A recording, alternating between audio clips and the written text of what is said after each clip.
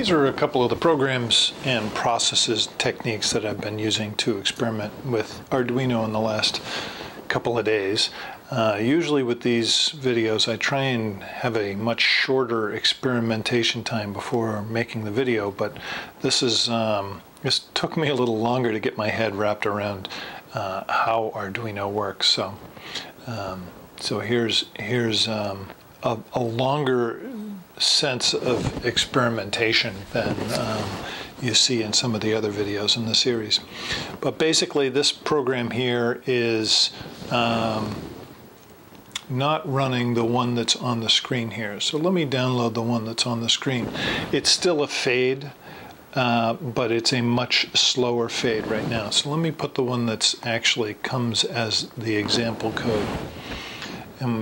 So now it pulses, it fades up and down this LED. And the fade amount right here is set to 5. That's how many points it has to count from 0 to 255, and how many leaps it takes to get to 255. So now I'm going to set this to 1, and we'll see what happens. So it should be a slower pulse, because it has to count up to 255, and then it hits the top of 255 and it counts all the way back down. And so it's a very slow pulse because it's counting all the way up and all the way down by 1. And then if I change that to 10, it should go faster.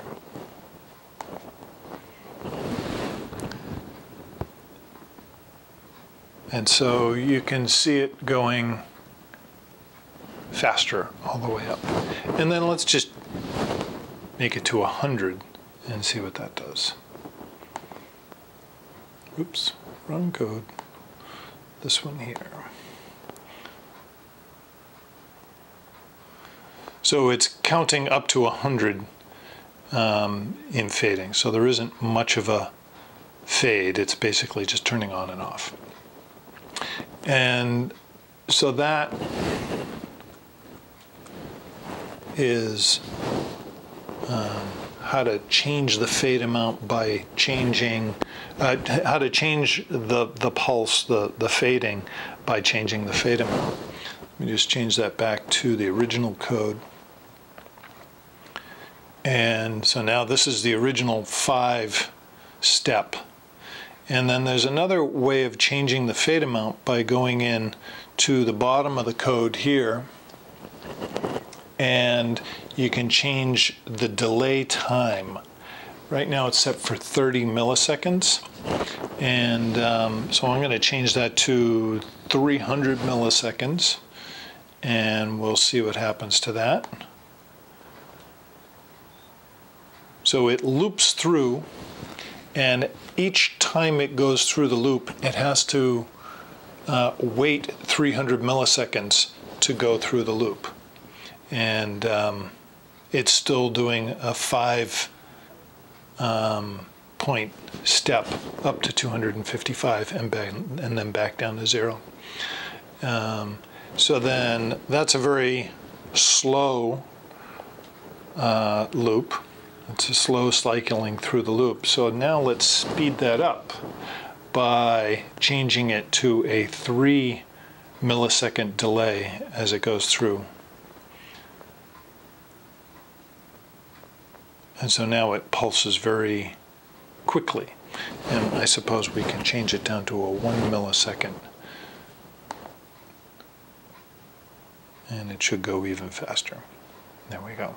And so that's the fade program. There was also this one here for button, which is a real basic, all of these are example codes. So this button one right here will do something different. What this one does is it makes it so that when this button is pushed, then the LED lights up. And so I found the example codes to be very helpful, and in learning Arduino and getting a sense of how to do this and how to work with the system. and I found also that each one had a website, a web page for each program. The Adafruit tutorials were very useful as well.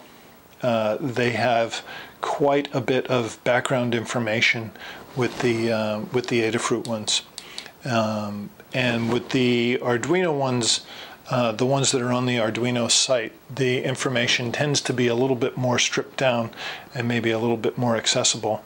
But if you really want to understand absolutely every aspect of it, then perhaps the Adafruit one would be the one for you. So by all means, try out the Arduino sample codes that are in, actually if I go into the file menu and then go to examples, and there's a whole mess of programs in here, and just going in, opening it up and experimenting with the code and downloading it to the board will be a good thing. I had it set up to do the pressure sensor, the light sensor, to send sound out through the speaker, and then also to use the potentiometer to change the pulse of an LED. But by all means, try out the sample code that's in Arduino, and you'll find that there's lots of fascinating and wonderful things that you can do.